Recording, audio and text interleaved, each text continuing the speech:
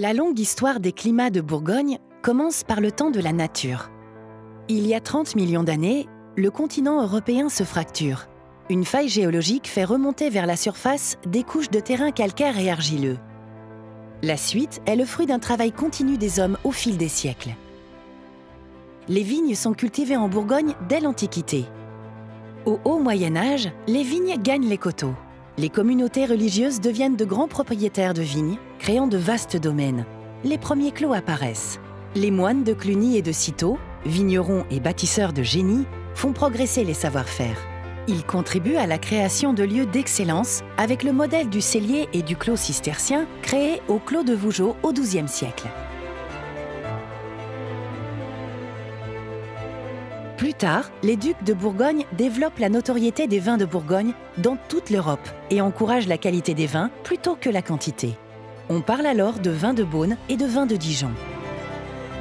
Au XVIe siècle, les vins commencent à peine à être dénommés par le nom de lieux-dits d'origine désormais réputés: Clos de Bèze, Chambertin, Romanée, Montrachet. Le mot climat apparaît en 1584 et se répand au XVIIe siècle. Les parlementaires et bourgeois rachètent une partie des terres viticoles aux abbayes. Ils commencent à vinifier les vins séparément. La notion de cru émerge. On nomme les vins par nom de paroisse: Volnay, Beaune, Gevrey, puis très vite par nom de climat. C'est l'âge d'or des climats. Commerçants et artisans créent des maisons de négoce. Ils commercialisent les vins de climat dans de vastes réseaux et continuent d'imposer le modèle de viticulture bourguignon à travers l'Europe.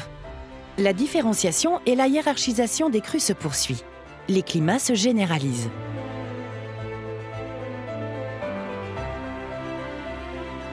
En 1935, la création des AOC, appellations d'origine contrôlée, officialise la hiérarchisation des climats. En 2015, l'inscription des climats du vignoble de Bourgogne sur la liste du patrimoine mondial de l'UNESCO marque une nouvelle étape dans la reconnaissance du modèle historique et culturel des climats.